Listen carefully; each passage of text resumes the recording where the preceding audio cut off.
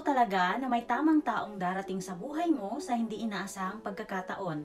Dear Madam Native Filipina, isang mapagpalang araw sa iyo at sa lahat ng mga followers mo. Gusto ko lang i-share ang kwento ng aking AFAM hunting. Please hide my identity. Ako po ay isang 32 years old at merong 5 taong anak. Hiwalay sa ex-partner ko ng almost 4 years na. At ngayon, ang ex-partner ko ay may sarili na ring pamilya at may 2 anak na. Fast forward, I've been scrolling in Facebook when I saw a Filipina-American couple na nag-meet sa dating site na Filipina Christian Dating App. So I decided to download the app and posted my picture as my profile. And then may na-receive ako ng mga emails na nag-wink pero walang nag-message. At need din pala na tayong mga babae ang unang mag-message sa mga AFAM. But I didn't do it. Naghintay lang ako na merong mag-message sa akin. FYI, merong free message sa Christian Filipina. Kaya pwede kang mag-message nang hindi ka magbabayad as long as yung AFAM ay member doon. So umabot ng 1 week ay merong nag-message sa akin. Umabot kami ng 2 days na pure usap lang and then bigla akong ginost. Nagtataka kayo siguro na walang nag-message gaano sa akin. Kasi aaminin ko, hindi ako yung hitsura na type ng karamihang AFAM. Because I have a fair skin. Kaya siguro hindi pansinin. Fast forward, mga 2 days, may nag-message ulit sa akin. And ito na nga, getting to know each other ang peg. Isa siyang American Spanish from Arizona, USA, 48 years old. Isa siyang licensed professional nurse. 15 years ng divorce at merong 2 mga anak. But meron ng kanya-kanyang mga pamilya sa Texas. So we have lots of topics and pure na usapan about our life. It's his first time in the dating app and hindi pa nakakarating ng Pilipinas. I've been honest and pure also with my intention that I don't need any material things from him. And then one day, hindi ako agad nakapag-chat sa kanya kasi need kong magpasa ng resume dahil ng time na nakilala ko siya ay kaka-resign ko lang sa work ko kaya naghahanap ako ng bago. Akala niya madam nawalan ako ng load kaya hindi siya nakontak.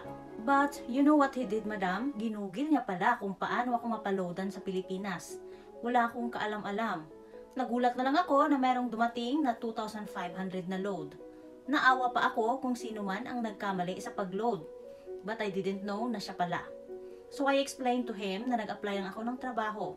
So he asked me kung magkano daw ba ang monthly na gastusin ko.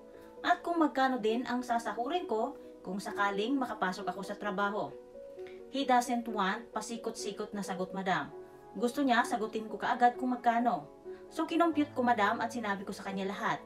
And then when I told him, he said, okay, go to sleep and then every month you will receive that amount of money plus additional allowance of our daughter. So you don't need to go to work. Nagtalo pa kami kasi ayoko. And then he said na he will provide everything that my daughter and I needed. Huwag na daw akong mag-alala. Basta alagaan ko na lang daw ang anak ko at magkaroon lang ako ng time sa kanya ay sapat na. And also, I'm a crafter pala madam. So I have a small business making flower bouquet made to order at doon na lang daw ako mag-focus para malibang habang nasa trabaho siya. There's one time na sinabi niya sa akin na maging good mother at wife lang daw ako sa anak ko at sa kanya.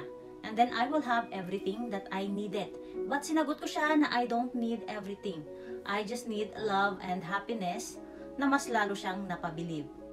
He has a very busy schedule kasi may duty siya sa home care ng morning until afternoon at during the night ay sa hospital naman siya. Kaya naman nung first month namin, always kaming nagtatalo at madalas akong tinutuyo. Kasi hindi pa rin buo yung tiwala ko na ako lang talaga ang kachat niya.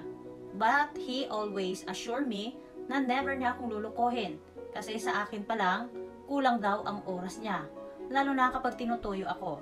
Kasi hindi po siya natutulog nang hindi kami nagiging okay. And also, he sent me his schedule para daw hindi ako mag-isip ng masama sa kanya. He also planned na mag-vacation this coming March 2025 sa Pilipinas and balak niya din na maghanap ng work as a travel nurse para every 3 months ay makakauwi siya dito sa atin. Ang plano namin is month before siya umuwi ay makahanap ako ng house na i-rent muna because he doesn't want to stay sa hotel. Gusto niya daw na umuwi sa home namin. And he also want me to send anything that needed like furnitures and appliances. And then he will send the money. Tsaka namin paplanuhin kung kailan bumili ng bahay. Yun ang plano namin, madam, because una pa lang sinabi ko na sa kanya na wala akong planong magpunta ng US. Dito ko lang gusto, kasama ang anak ko. Kaya siya ang nag-a-adjust. The main reason kaya balak niyang mag-vacation is personal na makilala ang parents ko at personal na hilingin ang kamay ko sa dad ko. Totoo talaga na darating ang isang tao na para sa'yo sa hindi mo inaasahang pagkakataon. Kaya girls out there na naghahanap ng AFAM, ang may papayo ko is choose the right person and then know your worth. Si God ang maging dapat sentro sa pagmamahalan nyo. At ipakita mo lang ang totoong ikaw, then don't go for material things. May tamang AFAM na darating para sa'yo. Hanggang dito na lang, Madam Native Filipina, at maraming salamat sa pagbabasa. Thank you, Madam Letter Sender, sa pagbahagi ng iyong kwento. But wait, mga madamdamin, may part 2 pa pala ito. Nagkaproblema ang ating letter sender 3 weeks later nung pinadala niya ang sulat niyang ito by December 13, 2024. Kasi po, mga madam, by January 1, 2025 ay biglang sumulat ulit ang sender na ito at naguluhan na siya sa sitwasyon niya. Biglang nangailangan siya ng payo. Kaya abangan ang part 2, mga madam, kung bakit nagka-problema siya nang dahil ito sa nakaraan niya. Paki-comment na lang ha, mga madam, kung may idea kayo kung ano ba itong problema ni sender sa past niya. Ang makakahula ng tamang sagot, merong 1 milyong paayuda. See you, mga madam!